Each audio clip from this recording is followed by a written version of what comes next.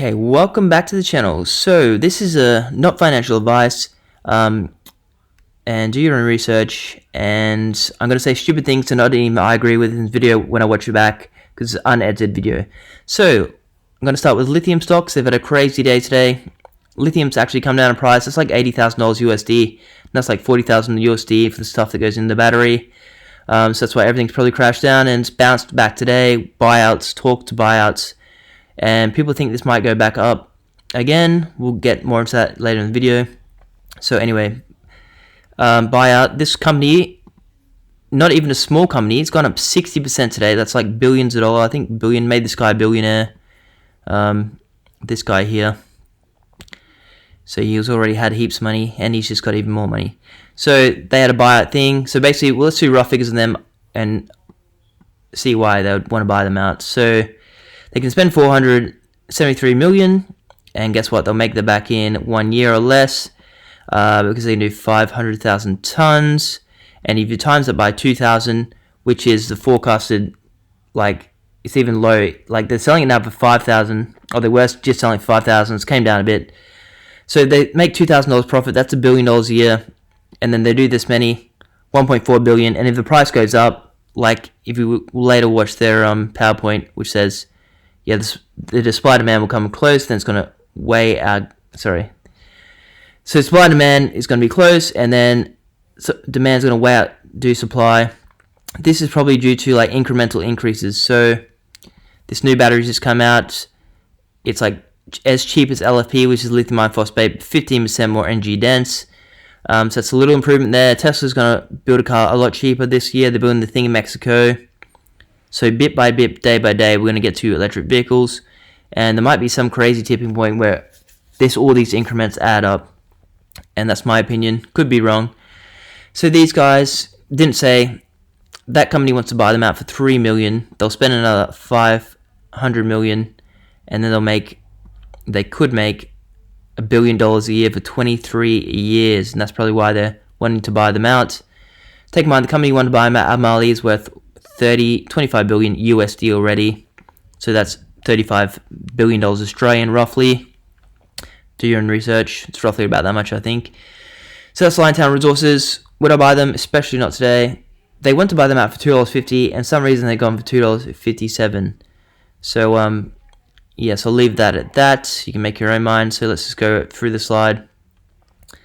They've got 3 available funds, that much cash, and this much debt. I'm not sure if they're in that much debt or they've got that much debt that they can just get out. So a massive mine here, 156 million tons. That's world scale. Coming down this slide again, the supply is going to outstrip the demand. So we might see prices not make as much profit, then more profit here. I'm not sure how that's going to go. That's just what they forecast. Coming down, not sure there's much more to say about this company, so we'll continue on. GL1. So it's funny, Liontown Resources have to spend $500 million to make $1 billion a year. GL1, some reason, has to spend $450 to make $400 million a year. So they're like spending $400 or $500 million and making $400 or $500 million. So some reason their capex is a lot bigger. I'm not sure the exact reason behind that. But I've already sold out GL1, which was decent timing.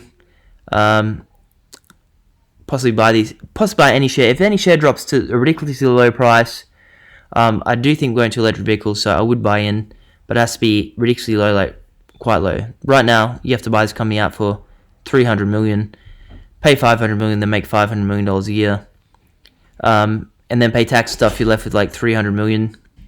Although they could increase the resource we're doing now, so there's upside there. And if they get into production, like apparently these guys are saying lithium's harder to get out of the ground, so you need these big projects. It's getting harder to do. I don't know. As I said, the unedited video, so I'm going to say stupid things. So anyway, there's this company here, went up 50% today as well. Reason being, they were such a small company. If they hit anything big in drilling, you're going to see a lot of percentage gains real fast. They're actually near, this company is about a $200 million company, are they? $220 million company. they've drilled a few times, like had a few drill seasons, hit good stuff up in this area here. So this company is about to drill 13 million. I thought they were more than that. Anyway, so this company is about to drill. Looks like basically the same stuff. Like, they're just down the road. They've got the same stuff. They just have to drill to make sure. WR is 200 million. Have drilled it, and they've said, yeah, they've got it. This company hasn't drilled yet, so more risk, more return if they get it right. Yeah, and I'll probably say they have lithium there. Yeah, so they drilled over 107 meters, and they haven't drilled yet, but they will. And if they hit stuff, it's going to go crazy. High risk, high reward. Wouldn't buy now after it's gone up 50% one day, unless you knew something I didn't. And it could just go straight back down. Who knows what's going to happen? This could just be a bounce up day for lithium, and they can continue downtrend with the price. Like, people aren't rushing out to buy electric vehicles. They're just slowly buying them as they do. Like, the cars we have now last forever on petrol. Like, you see these old cars driving around, they don't break unless you crash them. So yeah, that's lithium. Now we'll move into natural graphite. So I would start talking about lithium. I like to talk about stuff I'm actually going to buy or have bought. If these shares drop, I sort of know where they're at, so you can say quickly decide to make a buy or not. So anyway, this company here, they got a massive resource, 50. So you also have to know, like, compare resources, compare everything. I sort of know in my head what's what. Need to refresh myself now and again. But these guys have 50-year mine life in 2 different spots. They got to do the metallurgy. They've done metallurgy on this smaller mine, and it goes in the battery. So this one only 20 kilometers away, something. They have to do metallurgy there and make sure it goes in the battery. Pretty sure it will. Could be wrong. And yeah, so they've drilled it. They've got a lot of graphite there. They just have to get the metallurgy. And then they could become like this company. Difference between Renascor and ITM. Renascor has drilled it out a lot more times. Renascor got a government loan for free. They've done more stuff. So ITM, that's a crazy 20x there. Even like 30x when it goes up. I don't think we're going to get... Could be wrong, but yeah, the X's on this might not be as high as RNU. I'm not sure what happened here. But anyway, our figures, 30 million. Down the road, this company here, RNU, you can spend $100 million getting out of the ground and make $100 million a year. Once the demand kicks in for graphite, and they can spend another $100 million. The stuff you get out of the ground, you have to make into round balls. So this to get it out of the ground, you could make a plant for $100 million, then sell that stuff for $100 million, and then you can build the other plant that makes into balls for $100 million and make $100 million off that. And that's at like today's graphite price. And you know what happened to lithium? Went like this. So graphite could be here. It might not go as high as lithium did, but if it goes like even half as high, then this company will spend $200 million and then make could make a lot more. And then ITM as well. I just see these ITM being the same as Renascor. Difference is Renascor's got a government loan. Renascor's drilled out more, done more work. Obviously, these guys are chipping away, and I've got high conviction with them. Then another company here. This company is natural graphite as well. In a trading halt still, not sure what they're going to announce. But basically these guys, they're building the mine right now. They're almost finished the mine. Could be making money later this year with natural graphite. Natural graphite right now, you can sell it into the battery market and you get like $700 a ton, or you can sell it into the other markets like flame retardants, electrodes that go to make steel. So it has a graphite electrode that takes electricity, heats up steel, whatever, and they can get more in that market. So for roughly, always go to here for the actual market cap. This company, 70 million. They say they can make, after cost, everything, paying taxes, $25 million in the hand once they get going. If they do that, they're going to be worth a lot more than 70 million. And guess what? With that 25 million they make, if they do it the first year, they can reinvest straight away, double production if the demand allows, and then make $50 million. So it's going to be worth a lot more if that happens. There is risk involved. Like, they say they're going to make that much. Whether they do is a different story. And yeah, if battery anode material like graphite demand pushes the price high, which is think it would when the demand outstrips supply, they could probably go into that road as well. Although the battery market might take away other graphite and they'll get more for their graphite. But high conviction on this one. I could be wrong. Let's do some honorable mentions. So this guy here, VRC in the ASX, 40 million. I thought they were a pretty good price because they did have an existing mine in Ukraine, which obviously, say Ukraine wasn't having a war, they could get that mine going and make 30 million a year and then spend not much money at all because it's an existing mine and make $100 million a year when the demand kicks in. That's the one in Ukraine. Fortunately, they're in a war, so that's on hold. They do have a big project in Africa, which basically spend $200 million and they make $200 million EBITDA per year for 20 years. Huge resource there.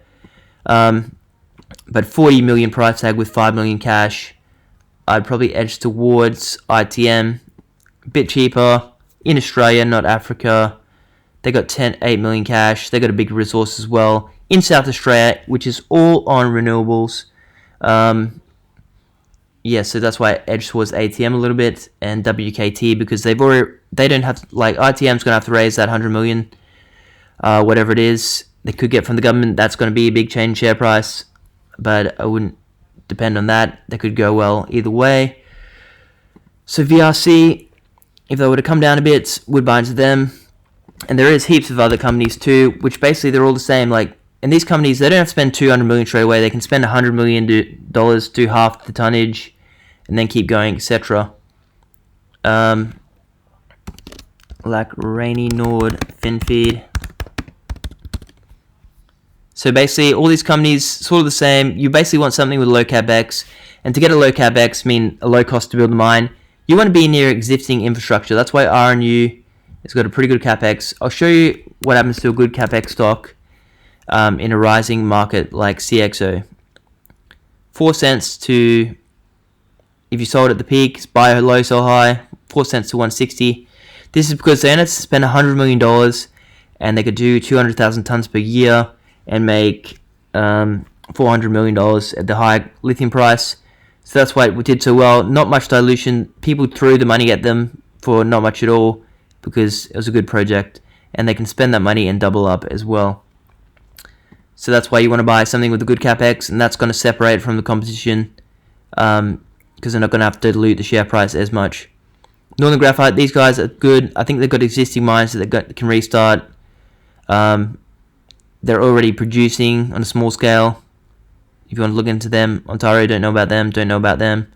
Tri Minerals, they're sort of the same in Africa. Tri Minerals had this massive thing, got taken off with a lease. Not good for them. And take in mind, all these companies have this resource here, but if they want to drill more, they can easily increase these tons. But they don't need to spend the money on drilling, because that's just a waste of money, because it's just going to delete the share price. They'll probably wait until the graphite demand kicks in, share price goes up, and raise money on better terms. Hexagon, I think this sold the project to someone else. Magnus, not really a fan. Volt Resources, talked about them. Renascore, good project, but I think they will grow more, I think, once the graphite price kicks in. But I'd rather buy ITM. As I see, yeah, it is a bit more risk, but quite a bit more reward going from what could be like around here to up here. Well, that's only 7 cents, but ITM could be starting on a lower base, and if they get it right, you'll get more of a return than RNU as an investor. Continuing on, Mason Graphite, they have to spend a lot of money, like $1 billion, but then they make $500 million a year at the current graphite price. This is if demand kicks in, and they've got hydroelectricity too. Talgo Resources, really good one. Hydropower, big resource in the middle of Europe, so yeah, pretty good one, but they've already grown. I like to buy a little company under 50 million, because then you're going to get that X's when it gets up to the half billion company, if you get it right. Walkabout Resources, is that the one I'm invested in? Can't remember. Walkabout, yes, pretty sure. BlackRock, there's another one, BlackRock, which is decent. yeah, I can't really talk about them because I haven't looked into them for a little while. So yeah, so leave the video at that. So just remember, do your research, know the numbers. If you're investing in something, you should be able to tell me the numbers. Like if I ask you what's the capex and how much they make per year, you should be able to tell me that. Or I'm not sure. You don't know what you're buying, so it goes down, you'll panic. Yeah, so know what you're buying. Know the rough figures. Like know they're gonna have to, how much you're buying them for, how much cash it comes with, how much you have to spend to make the mine, how much their competitors have to spend. Because if their competitor can spend a lot less, then you probably should be buying their competitor if it's a better price, etc. So you can just do rough numbers, not that hard. That you can sort of guess them. If they're out in the middle of nowhere, they're probably going to have a high capex. Close to a city, low capex, etc. So you have to do your research, do the rough figures, and be patient. Like you can just sit out. It's easier said than done. Like to sit out and wait for them to go really low, but you want to buy low, sell high, and you can only buy low if you know what you're actually buying and know that it's low. And yeah, there's a company, then the graphite price as well. So the graphite demand hasn't way outstripped the supply as yet, but they think that is incoming. So long video, I'll leave it at that. Like and subscribe. Give me your stocks down below. Oh, another one on there, SGA on the ASX. Big resource. It's not 23 million, it's like 40 million, so they're decent as well. Massive resource near China, so they can go to China or go to Europe. 50 million, bit expensive. I prefer like ITM, so I think it's going just as good as them with a lower starting price. But do your research. These guys ITM could go nothing, these guys could go well, not really sure. Do your research and you'll be less wrong. So yeah, let me know the stocks down below. Let me know the rough figures, how much they have to spend to do the mine, how many tons per year. That's the things I want to hear. I want to hear like a quick bang like of figures, and then you say, oh, that's not very good. This one is a lot better. So like and subscribe, give your comments below. If you want my opinion on stock, I can give it to you, and I can give honest opinion that I think it sucks. Like I've lost money in shares too. And I'm like, yep, that's where I went wrong. And sometimes you can try to be so right, but then you get it so wrong too. Anyway, a lot of stupid things said then, so I'll leave it at that, and see you in the next video.